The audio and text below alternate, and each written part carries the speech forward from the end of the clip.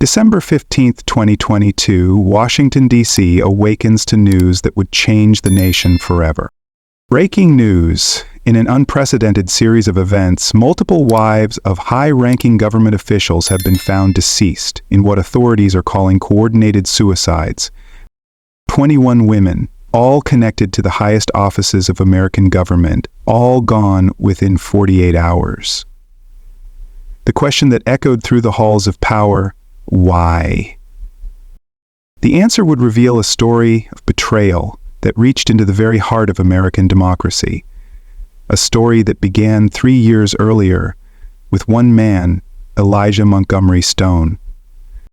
At 35, Stone commanded attention. Deputy Chief of Staff at the Office of Legislative Affairs, his rise through government ranks made headlines. A Howard University graduate, Stone's intelligence and charm opened doors across Washington's elite circle. He had this way about him, recalls former colleague Dr. Patricia Williams. When Elijah walked into a room, everyone noticed. He carried himself with such authority, such grace.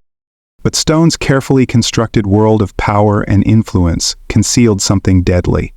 A secret he would use to orchestrate one of the most devastating acts of revenge in American political history. This is the story of how one man's actions brought down 21 families, shattered the nation's trust, and exposed vulnerabilities at the highest levels of government security. In the next 2 hours, we'll trace the path of destruction that began in the marbled halls of Congress and ended in tragedy. Through exclusive interviews, never-before-seen documents, and testimony from those closest to the case, we'll show you how Stone meticulously planned his vengeance over 3 years. We'll reveal how he used his HIV status as a weapon, targeting the wives of America's most powerful men, including First Lady Michelle Richardson. But first, we must go back to 2019, when Elijah Montgomery Stone first stepped into his role at the Office of Legislative Affairs. Back to when he met Thomas Richardson, the man who had become President of the United States, and his wife, Michelle. The story begins on a warm September evening at a fundraising gala that would set in motion events no one could have anticipated. The date was September 15, 2019, and the countdown to tragedy had already begun. To understand how Elijah Montgomery Stone positioned himself at the heart of Washington's elite, we need to examine his remarkable rise to power. Born in Atlanta, Georgia, Stone excelled academically from an early age. His path to power began at Howard University, where he graduated top of his class in political science. And former Professor James Turner remembers, Elijah wasn't just smart. He understood people, how they think, what they want. He could read a room better than anyone I'd ever taught. By age 25, Stone had earned his master's in public policy and landed his first position at the Department of State. His ascent was meteoric. Within 3 years, he'd moved through 4 positions of increasing responsibility. Each role brought him closer to the center of power, each achievement carefully calculated. Standing at 6'1", Stone cut an imposing figure in Washington's corridors of power. His tailored suits and commanding presence drew attention wherever he went, but it was his voice, deep, measured, confident, that truly captured people's attention.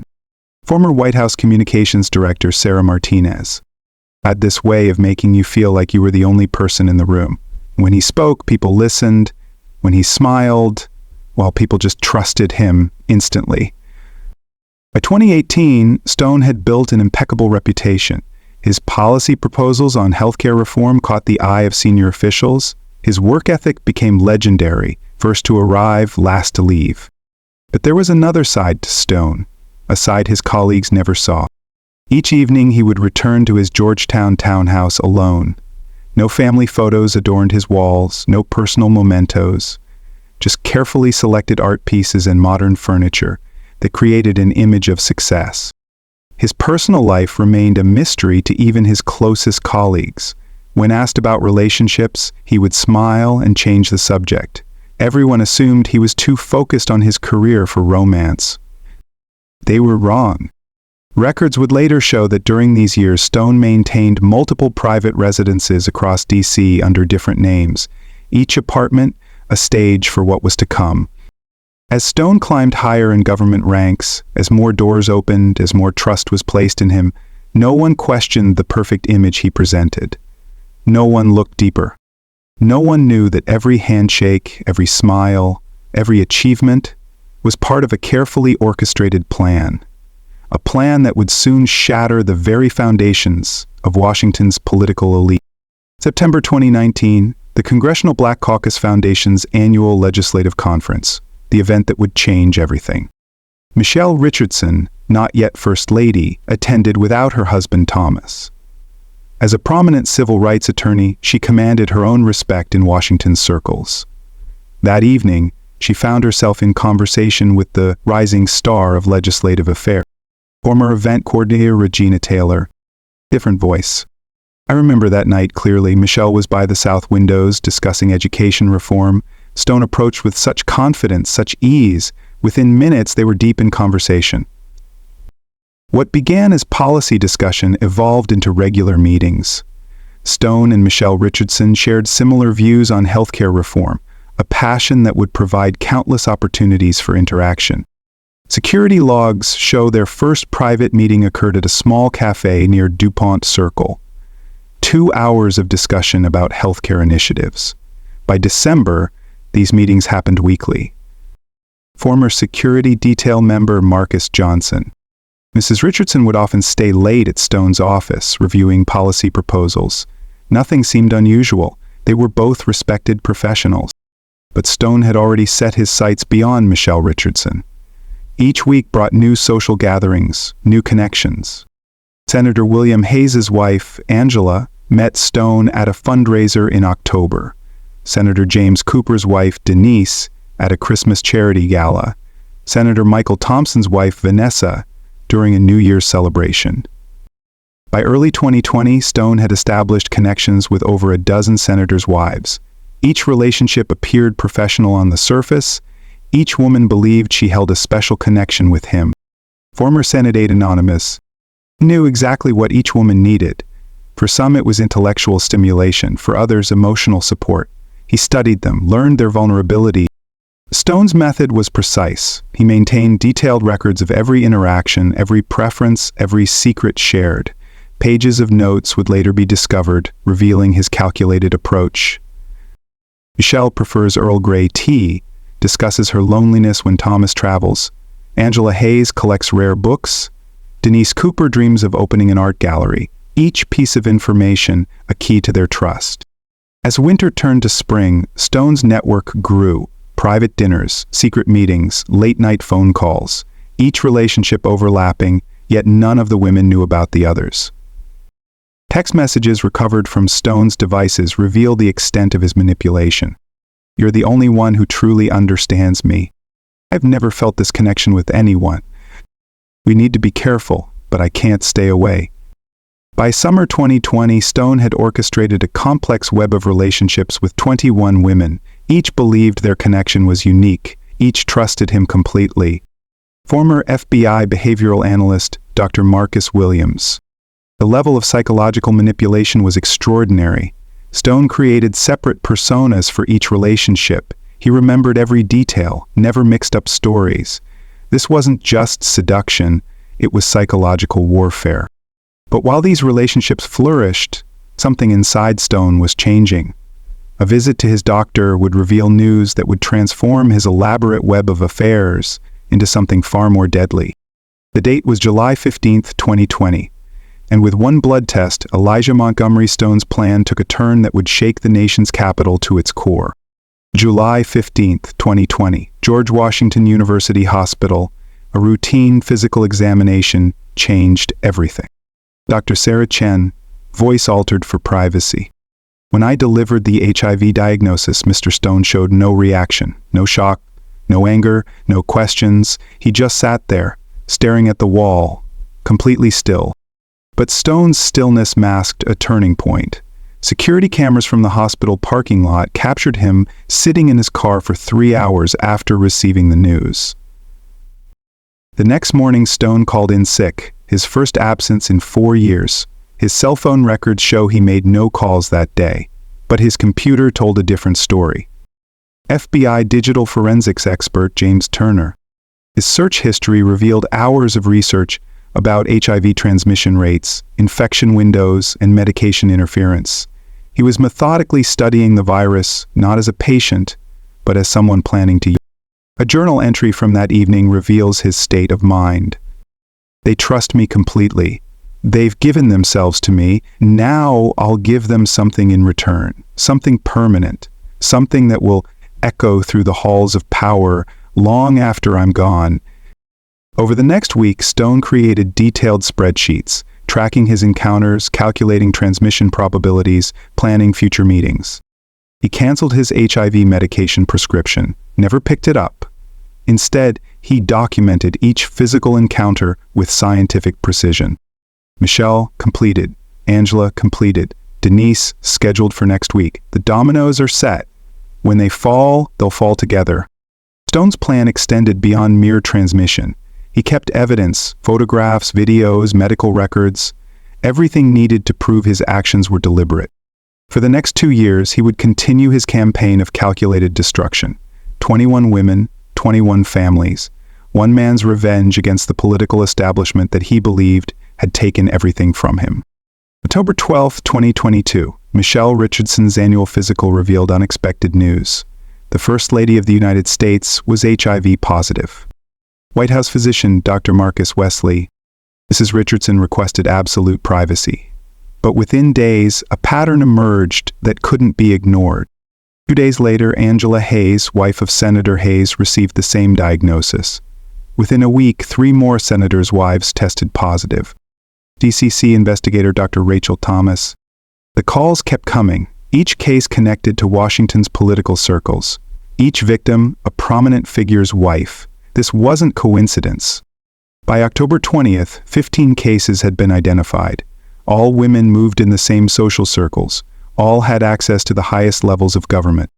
FBI Special Agent Karen Williams.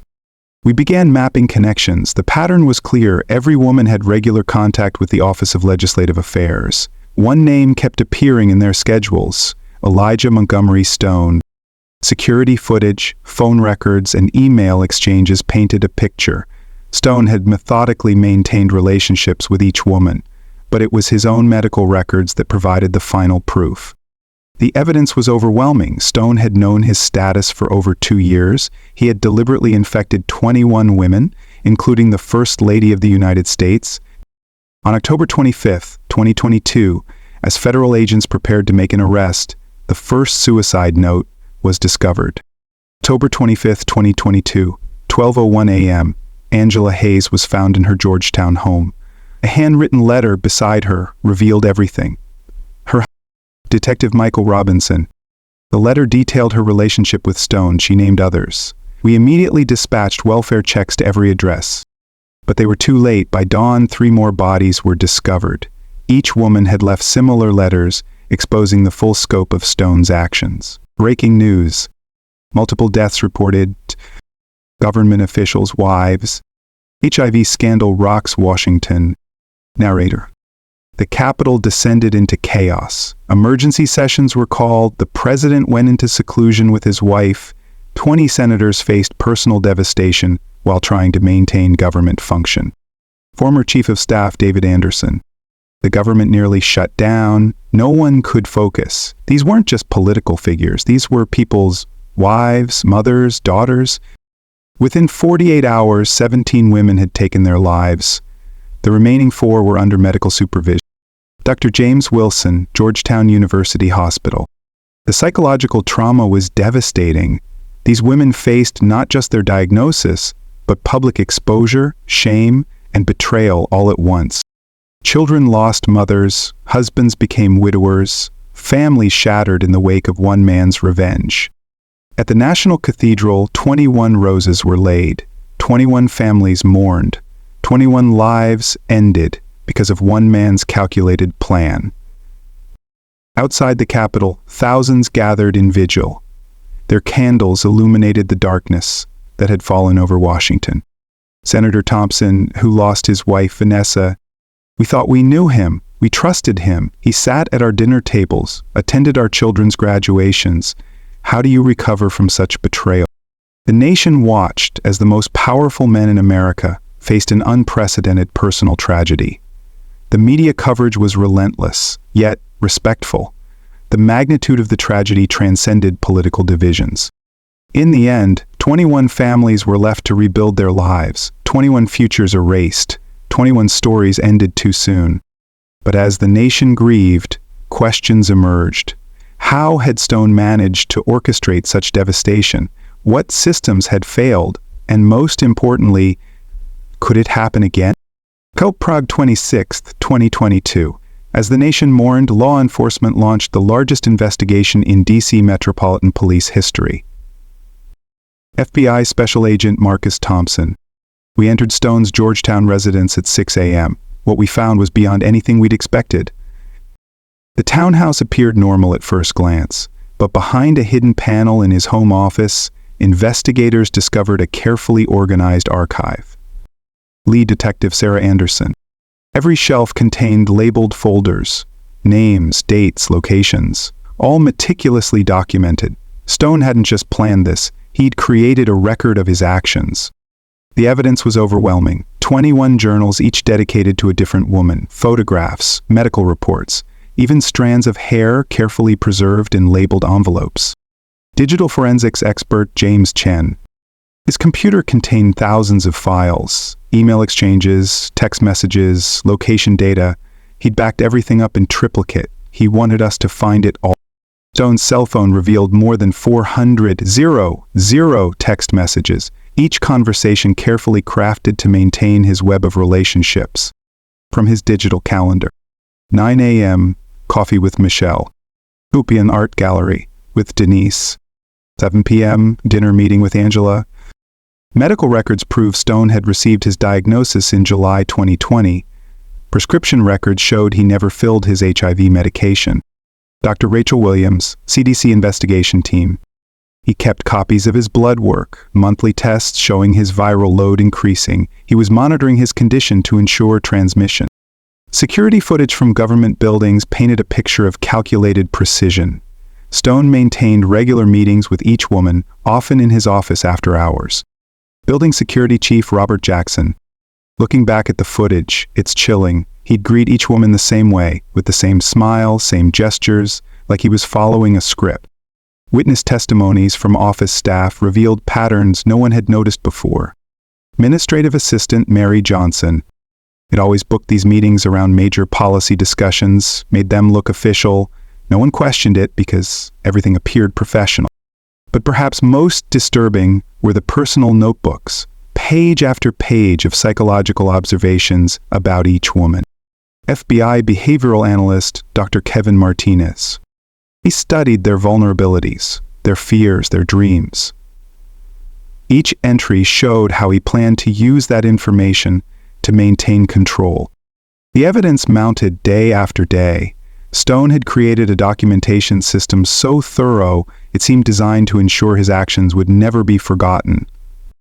As investigators pieced together the timeline, one thing became clear. This wasn't just a crime of passion or revenge. It was a carefully orchestrated campaign of destruction, years in the making. By November 1st, prosecutors had assembled enough evidence to file what would become one of the most significant criminal cases in American history.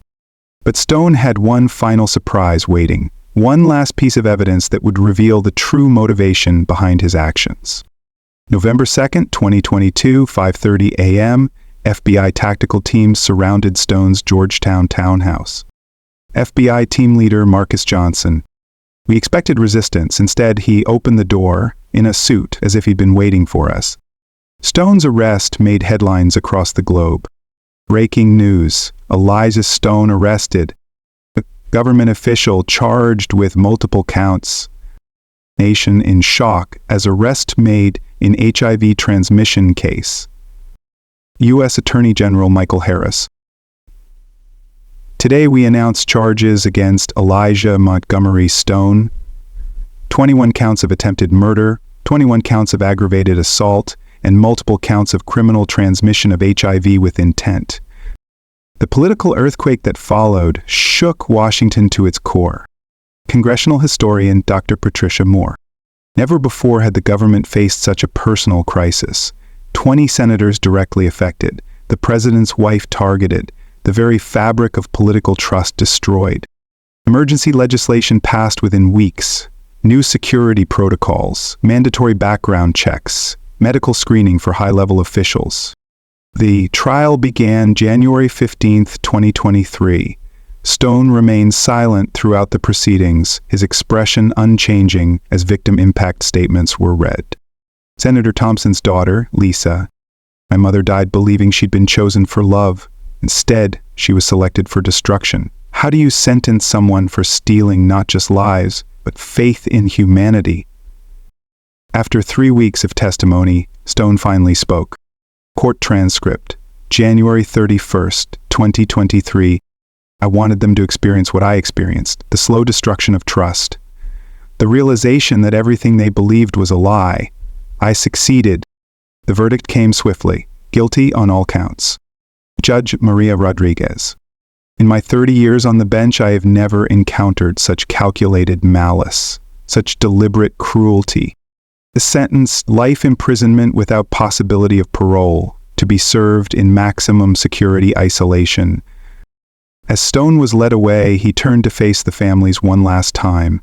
His final words in court: "Power has a price, now they all know what it cost."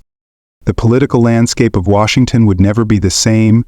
21 families shattered, the highest offices of government transformed by tragedy. Today, Stone remains in solitary confinement at a federal supermax facility. He has never expressed remorse. 1 year after the Stone case, Washington, D.C. remains forever changed. The corridors of power move at a different rhythm now. Security measures transform every interaction.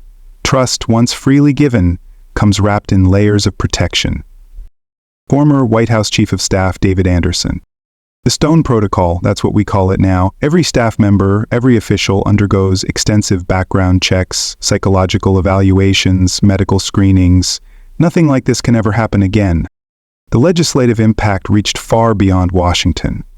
The Victims Protection Act of 2023, passed unanimously, revolutionized security measures in government institutions nationwide. Senator Rebecca Williams: "We couldn't bring them back, but we could honor their memory by protecting others. This law ensures that no family will ever face such calculated destruction again." On the grounds of the National Mall, a new memorial takes shape, 21 pillars of white marble, each bearing a name. A reflection pool mirrors the sky, symbolizing the lives reflected in service to their nation. Memorial architect James Turner: "We designed it to capture both strength and vulnerability. Like these women, it stands proud, yet reflects everything around it." The families found different paths forward. Some became advocates for change. Others retreated from public life entirely. Lisa Thompson, daughter of one victim. Bond's Foundation has helped hundreds of families affected by HIV. Her death created a legacy of hope. That's how we honor her memory. The political landscape shifted permanently. New faces filled the Senate chambers. Security protocols transformed daily operations. But perhaps the most profound change came in human connection itself. Dr. Rachel Martinez, government psychologist: "The culture of Washington had to change. We learned that power doesn't just need physical protection, it needs emotional safeguards too." Every year, on October 25th, 21 candles illuminate the steps of the Capitol. 21 families gather to remember. 21 stories continue through the lives they touch. First Lady Michelle Richardson, in her only public statement since the tragedy: "We were targeted because they thought our positions made us powerful. But our real power came after, in how we chose to heal, how we chose to help others, how we chose to live on." The Stone case remains a stark reminder of human vulnerability in the halls of power. But from tragedy came transformation, from loss came legacy, from darkness came determination to build a safer tomorrow. Today, the 21 pillars stand as silent sentinels, their shadows stretching across the mall, a permanent reminder that true power lies not in destruction, but in the strength to rebuild, to remember, and to protect.